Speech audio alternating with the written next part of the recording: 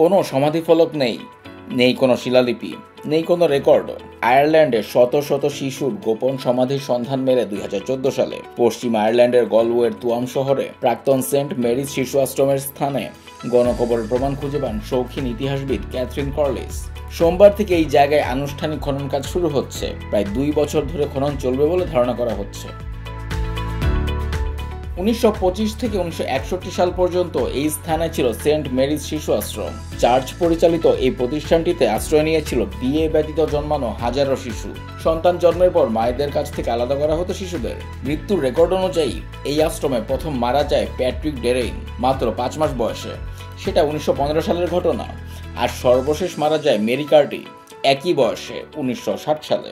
মাঝের এই বছরগুলোয় আরও অন্তত 784 শিশুর মৃত্যুর নথি রয়েছে। পিজে হাফার্টি এই আশ্রমে জীবনের প্রথম 6 বছর কাটিয়েছেন। তিনি নিজেকে ভাগ্যবান মনে করেন, কারণ তিনি অন্তত বের হতে পেরেছেন। তবে স্কুলে কিভাবে হোম চিলড্রেনদের আলাদা করে রাখা হতো তা আজও ভুলতে পারেননি তিনি। পিজে বলেন, 10 মিনিট দেরি করে আসতে হতো, 10 মিনিট আগে বেরিয়ে যেতে হতো, যেন আমরা অন্য শিশুদের সঙ্গে কথা না বলি। বিরতিতে খেলতেও দিত না, আমাদের আলাদা করে রাখা হতো, আমরা যেন ছিলাম রাস্তার ময়লা। সেন্ট মেরিজের ইতিহাসের অন্ধকার অংশ জনসমক্ষে আনেন শৌখিন ইতিহাসবিদ ক্যাথরিন কর্লিস। 2005 সালে পারিবারিক ইতিহাস জানতে একটি স্থানীয় ইতিহাস কোর্সে ভর্তি হন তিনি। পরে আগ্রহ জন্মায় হোম চিলড্রেনদের ইতিহাস নিয়ে। আপাত নিরীহ অনুসন্ধান করতে যান ক্যাথরিন। কবরস্থানের এক তত্ত্বাবধায়ক তাকে প্রাক্তন আশ্রমের জায়গায় নিয়ে গেলে পান বড় ব্রেক থ্রু। সেখানে শিশুদের খেলার মাঠের পাশে মাদাম মেরির একটি মূর্তির নিচে লন ছিল। তত্ত্বাবধায়ক জানান, আশ্রম ভেঙে ফেলার পর 70-এর দশকে 2 শিশু সেখানে একটি কংক্রিটের স্ল্যাব টেনে তুলেছিলেন। তাতে খোলা একটি গর্তে পাওয়া যায় অসংখ্য হাড়। প্রথমে ধারণা করা হয়েছিল সেগুলো 1840-এর দশকে দুর্ভিক্ষে মৃতদের দেহাবশেষ। তবে ক্যাথরিন জানতেন, দুর্ভিক্ষে মৃত্যুবরণ করা ব্যক্তিদের সমাহিত করা হয়েছিল অন্য স্থানে।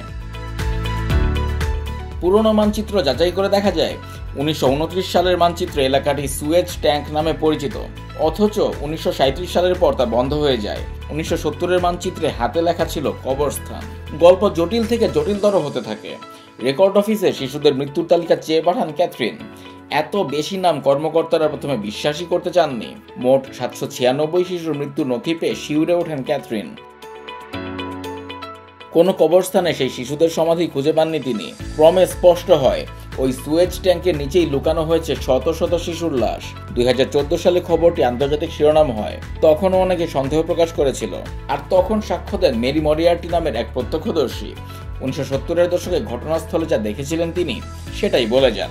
একবার গর্তে পড়ে গিয়ে তিনি ছোট ছোট কাপড়ে মোড়া অসংখ্য ছোট বস্তু দেখতে পেয়েছিলেন। কাপড়ে মোড়া সেই সারি সারি বস্তু ছিল ছাদ পর্যন্ত ঠাসা।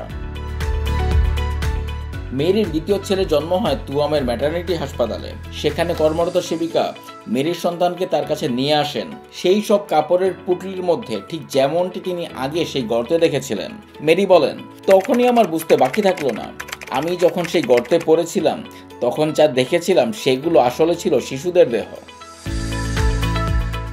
নতুন করে খনন কাজ শুরু হোক, এমনটি চাইছেন অনেকেই। তার মাঝে একজন অ্যানা করিগান। তিনি অনেক পরে জানতে পারেন তার মাও সেখানে 2 ছেলে জন্ম দিয়েছিলেন, জন এবং উইলিয়াম। জনের মৃত্যুর সনদ মিলেছে, উইলিয়ামের কোনো সনদই খুঁজে পাননি অ্যানা। তিনি বলেন, এখন অন্তত আমরা জানি ওরা মানুষ ছিল, তাদের নাম আছে। এখন আনুষ্ঠানিক খনন শুরু হচ্ছে। এতে প্রায় 2 বছর সময় লাগবে। অ্যানা এবং আরো অনেকেই অপেক্ষা করবেন সেই ভাই বোন মামা চাচাদের খবরের জন্য, যাদের কখনোই তারা দেখতে পাননি।